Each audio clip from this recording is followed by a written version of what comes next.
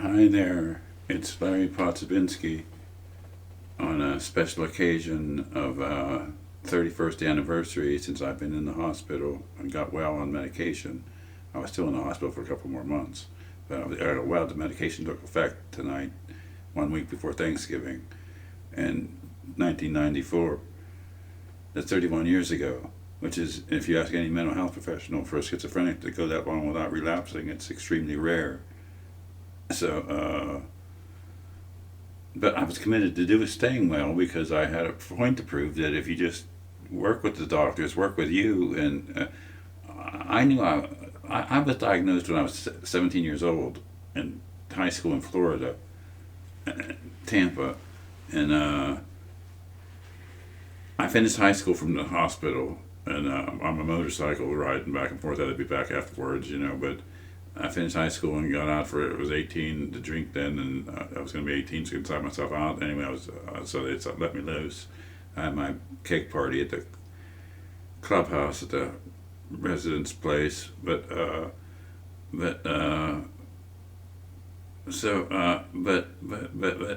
worked for a few years on early medication, and until it caused me an early condition. I knew when I got off of it, when an emergency room doctor told me to get off the medication, and in the early days, and it wasn't easy because I couldn't understand what was wrong with me, or that why I was acting.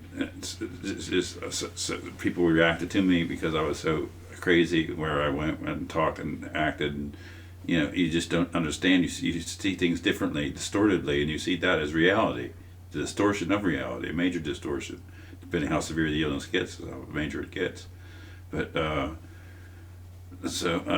you believe that's reality, what you see in this hallucinatory illness, audio, hearing, and seeing things and thinking things, even in your own mind, a voice going through your head. It's not really you. It's somebody else, a voice in your head, and you can't. It's hard to learn to tell the difference with this illness. It's a very tricky, cruel illness.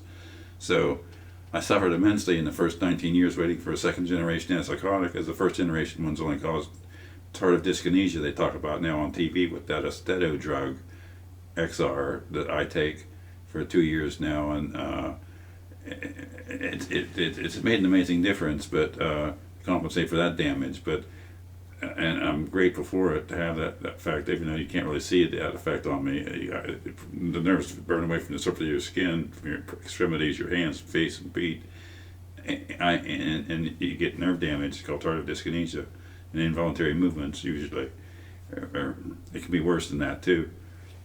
But so that part, I was studying that a little over a year ago, and somewhat over a year ago, and I was stumbled onto other tardive movement disorders, they're called, and tardive dyskinesia is that one, and there was one called tardive dystonia that causes scoliosis of the spine, it's the curvature of the spine, which I fit the profile for that 3 different ways, and for that happening, and from the antipsychotic drug use.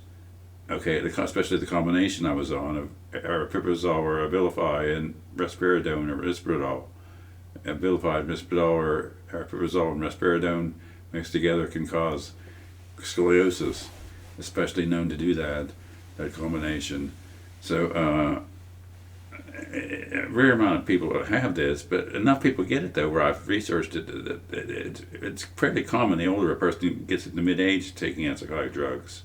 That's one profile. The other profile, just to take antipsychotic drugs from the first generation on.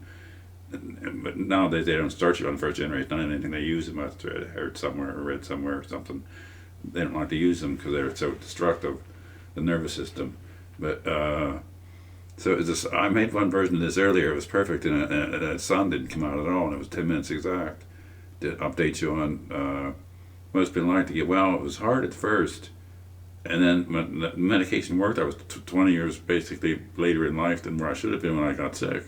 So I had to start to grow as a person from there, and wasn't all the way back together until more later years of my life that I'm older now and have the back problem from the pain from the curvature of the spine from the antipsychotic drugs, which thinking about that is the government knew, the National Institute of Health, National Institute of Mental Health, at the National Institute of Health, the FDA, for Food and Drug Administration, the American Psychiatric Association, all knew this, and they don't tell doctors who their own members, doctors who write these kind of drugs to gauge people for it. That's the part that sucks. That's rotten. That's a horrible, deplorable. I contacted my treatment team about this. And the primary said it doesn't matter what caused it, we just have to treat it. But the psych people where this was involved with were stunned that they'd never heard of this before. And I provided them email links and proof to medical journals and stuff that I uncovered when I stumbled onto all this on Google Scholar search.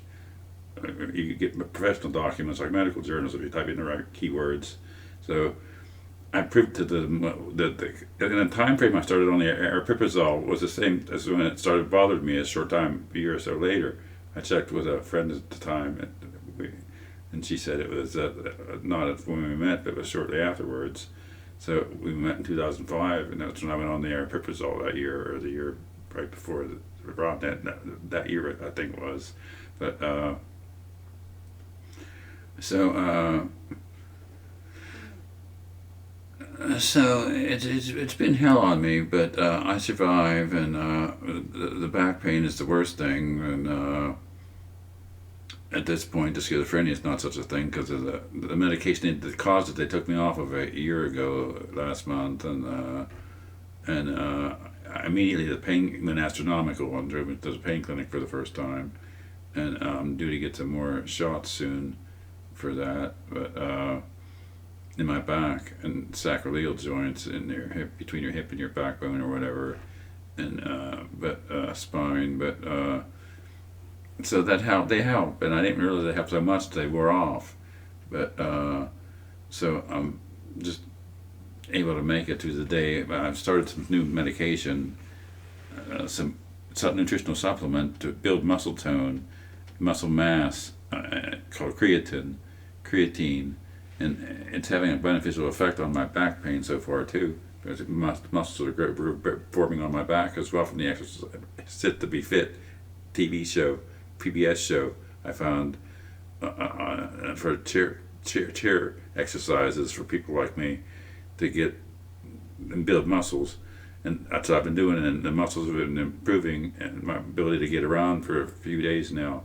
I've been on this for just about a week, and so there's hope there then for the future that I won't be so leg atrophied and muscle atrophied that I can't get off the floor on the computer.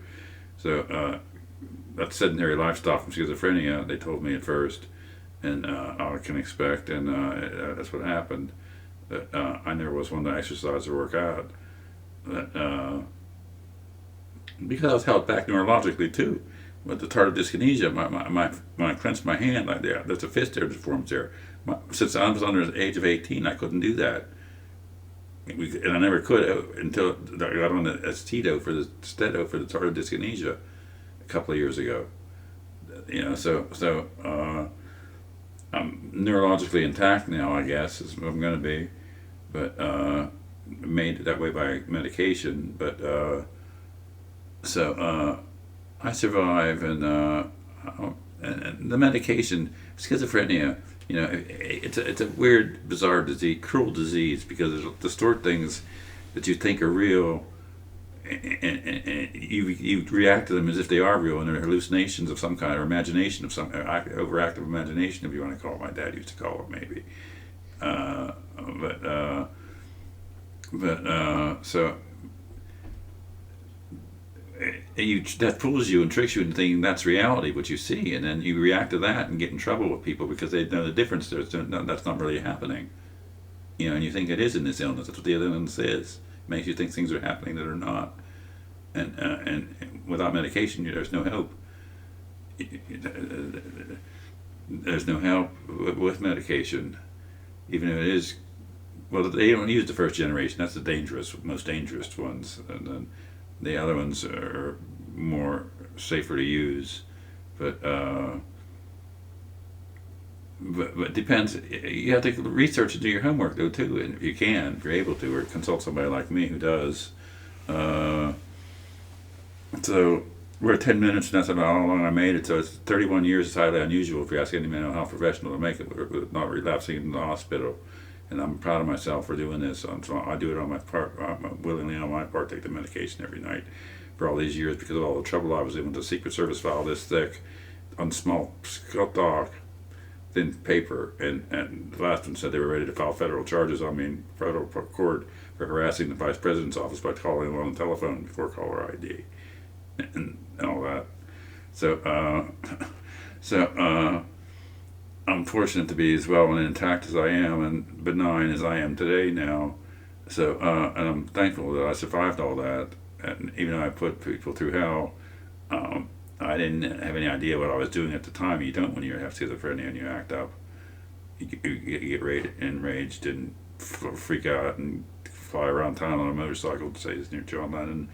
It's been the story of my book in the Grip of Paranoid Schizophrenia and the Ohio library system. If you don't have a card, you can get one. You got your own library from the Barnesville Library.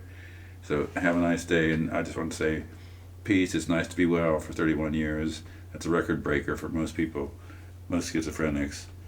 So thank me, and helping you, and helping me understand this, and you understand this, and that's what I'm about, helping people understand schizophrenia. So thank you for watching.